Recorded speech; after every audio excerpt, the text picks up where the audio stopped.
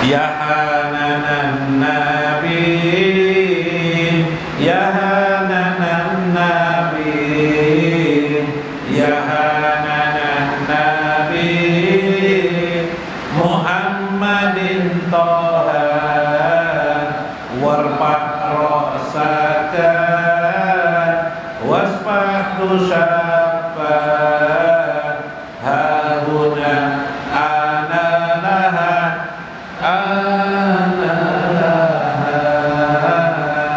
indama kana yaumul qiyamah, ya nasul anbiya'a syafa'ah, kulluhum lam yastati'u, ja'u ilan nabi Muhammad, ana laha, ana laha, ya Hananan Nabi, Ya Hananan Nabi, Ya Hananan Nabi, Muhammadin Toha, warfa' ra'saka, wasfa'tu syaffa, hahuna ana laha, ana laha, ya khiru sadidan ya Rabbi ummati ummati, wa la yazallu hatta yunada, warfa' ra'saka, wasfa'tu syaffa, ana laha, ana laha, ya Hananan Nabi, Ya Hananan Nabi, ya Hananan Nabi, Muhammadin Toha, warfa' ra'saka, wasfa'tu syaffa, hahuna ana laha, ana laha, ya Rabbi salli wa sallim wa ba'us maqamal mahmud ala sayyidina Muhammadinil musaffa'il ladzi yusafi'una bihi wa ma'ahu kaifa kana yaqulu ana sahibus syafa'ah, ana laha, ana laha, ya Hananan Nabi, Ya Hananan Nabi, Muhammadan Nabi, Muhammadin Toha, warfa' ra'saka, wasfa'tu syaffa, hahuna ana laha, ana laha, ya Hananan Nabi, Muhammadin Toha, warfa' ra'saka, wasfa'tu syaffa, hahuna ana laha, ana laha, ya Rabbi salli wa sallim wa ba'us maqamal mahmud ala sayyidina Muhammadinil musaffa'il ladzi yusafi'una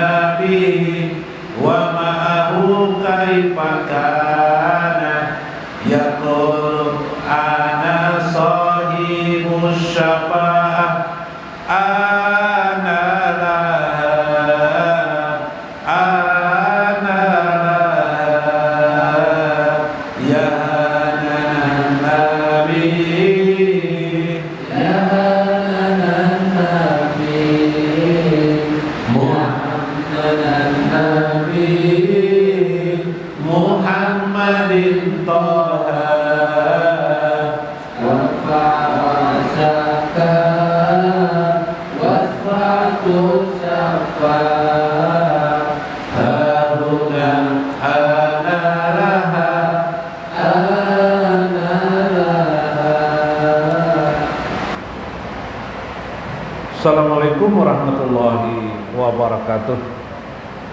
Bismillahirrahmanirrahim. Bismillahil malikil qudusi salam. Bismillahil ajijil hakim. Wassalatu wassalam ala sayyidina wa nabiyyina Muhammad wa ala alihi wa sahbihi ajmain. Faina insyaallah ab'asu li kitabis Syekh Ibnu Athaillah wa Sayyiduddin Ibnu Abdissalam. Insyaallah fi kitabihi al-hikam wa halur rumus wa ma fatihul kunus insyaallah wa nafa'ana bihima wa ulumi bihima fid darain amin ya rabbal alamin. Mudah-mudahan melewati saluran Syekh Ibnu Athaillah dan Sayyiduddin Ibnu Abdissalam, Allah selalu memberikan pertolongan kepada kita. Allah mengabulkan segala doa dan hajat kita, hajat dunia dan hajat akhirat. Semoga Allah selalu memasukkan kepada kita golongan orang-orang istiqomah dalam kesolehan kepada Allah Azza wa Jalla, taat kepada Allah dan Rasulnya, diberikannya selalu kecukupan dunia, kecukupan rezeki dan nikmatnya, kecukupan akhiratnya berupa surga yang dijanjikannya. Mudah-mudahan kita tergolong orang-orang ahli jannahnya tanpa hisab. Mudah-mudahan kita bersama dengan baginda Nabi besar Muhammad sallallahu alaihi wasallam di dunia wa barzah dan akhirat kita. Amin ya rabbal alamin.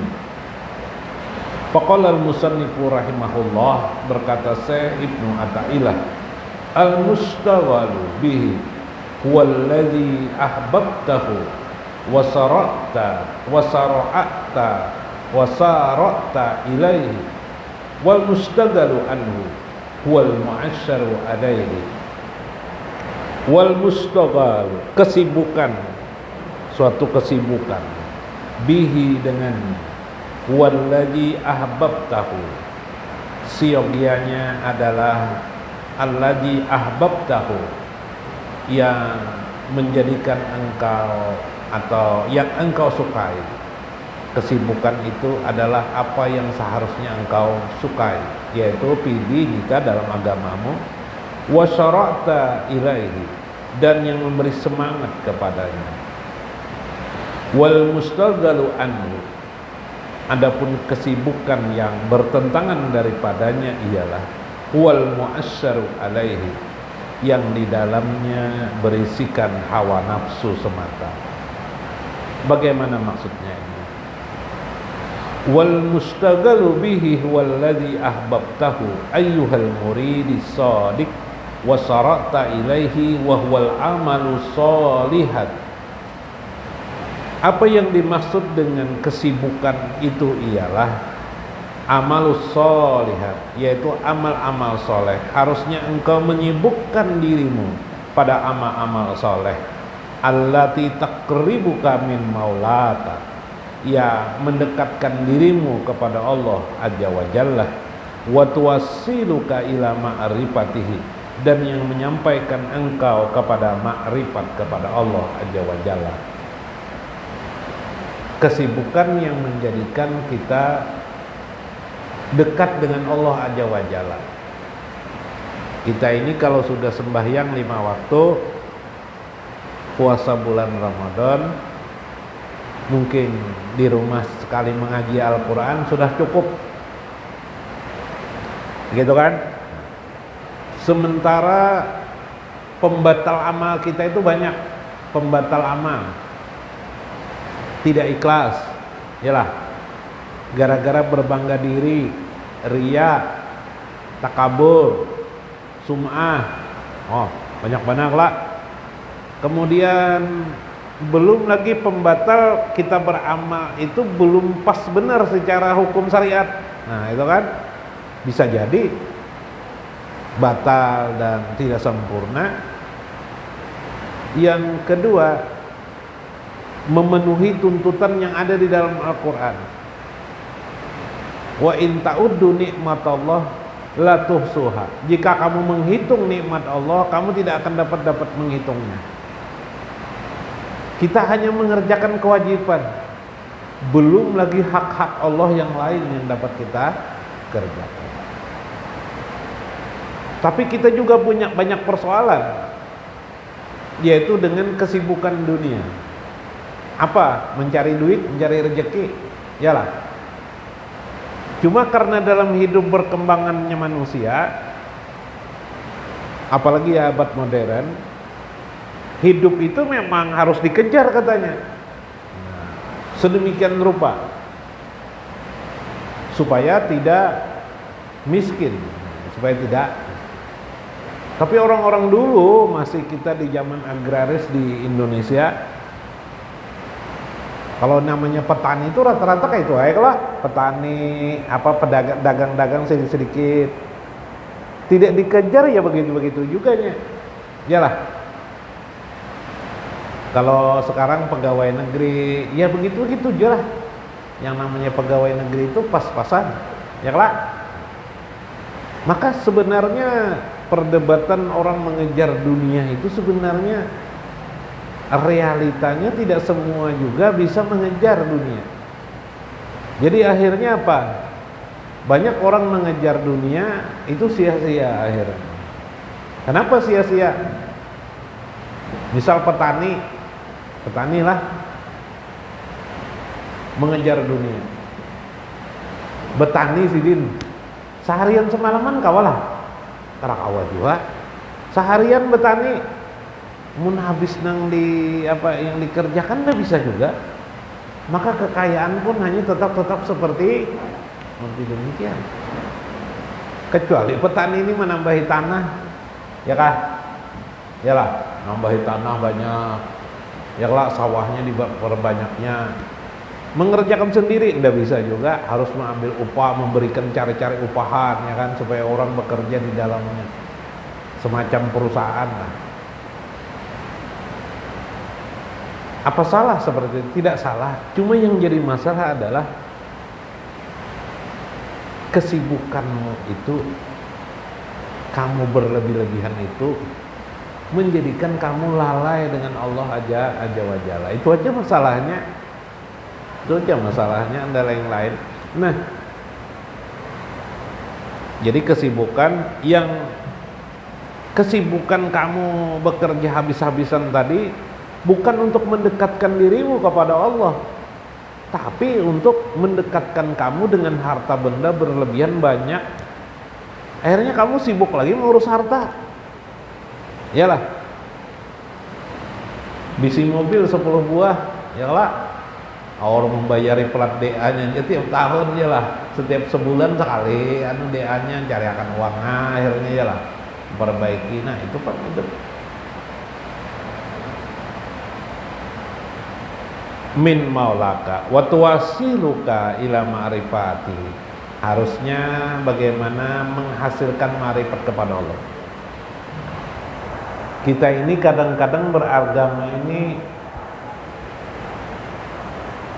doktrin tanpa kita renungkan. Misal contoh, mari kita meningkatkan iman dan takwa kita. Kita tidak tahu apakah iman dan takwa kita ini meningkat atau tidak. Nah, salah satu bahwa iman kita itu beraktivitas, bahasa lainnya meningkat, beraktivitas, menghasilkan dia ma'rifatullah, ma'rifatullah.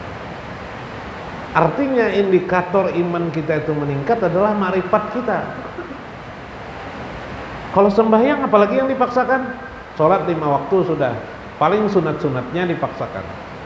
Iyalah, ya baca amalan-amalan sampai situ aja kan, ya kelelahan juga tubuh terlalu banyak. Iyalah, udah bisa lagi. Yang bisa ditingkatkan itu adalah ma'rifatmu kepada Allah aja wa jalla. Nah, itu yang meningkat. Maka seyogianya kesibukanmu itu ialah ma'ahbab tahu, apa yang menjadikan kamu suka terhadapnya ialah mendekatkan dirimu kepada Allah Azza wa Jalla. Itulah yang sesuai dengan hati nurani. Wa inkisaban yazhiru lahu bihi adamiyati jatihi. Ya, membuka johirnya, tampaknya sesuatu itu, tidak ada ketakberdayaannya alam semesta ini, keberadaannya amat bergantung kepada Allah Azza wa Jalla. Artinya sampai hendak kita makrifat kita melihat alam itu tak berdaya. Contoh, kalau pian sudah ma'rifatullah tadi, kesibukan pian mendekatkan diri kepada Allah ialah mempelajari di jiwa pian, di diri pian, atau melewati guru sambil merenungkan alam semesta ini, meningkatkan keimanan, kemudian ma'rifat kita kepada Allah. Hasilnya adalah ma'rifat. Misal pian mencat rumah pian, beberapa tahun kemudian rumah itu asalnya bagus, tiba-tiba makin lusuh ya, makin kubas, lusuh. Ya, kalau orang dunia ya sudah beli cat aja, lagi dicat aja sudah. Tapi kalau orang ma'rifatullah melihat sadarnya ketakberdayaan alam untuk abadi, abadi, dia lemah, hancur dia bisa rusak, bisa kubas. Yalah, itu adalah ketakberdayaan alam, di mana alam menggambarkan zat yang maha qadim, zat yang maha kekal, baqo, sementara kita tidak. Orang ma'rifatullah melihat ada orang meninggal dunia, ambulan lewat, jenazah lewat, saat menyadarkan kepadanya, mengingatkan kepadanya bahwa ketakberdayaan alam semesta, di balik semua itu adalah zat yang maha qadim. Jadi yang semalam mir'ahnya cermin yang terbalik, melihat langsung alam semesta, ketakberdayaan. Ya kah? Diri yang bisa sakit, ya kan? Oh, hendak ada yang abadi. Kesadaran itulah maksudnya adalah puncak-puncak seseorang dalam keimanan. Kenapa? Ia sudah musyahadah. Musyahadahnya menyaksikan Allah yang Maha Qadim, melihat di alam semesta ini panah, maka langsung dia teringat di balik dari yang panah ini ada yang baqo, ada yang baqo yang kekal selama-lamanya. Nah, itu musyahadah namanya. Itu kesibukan itulah yang diharapkan.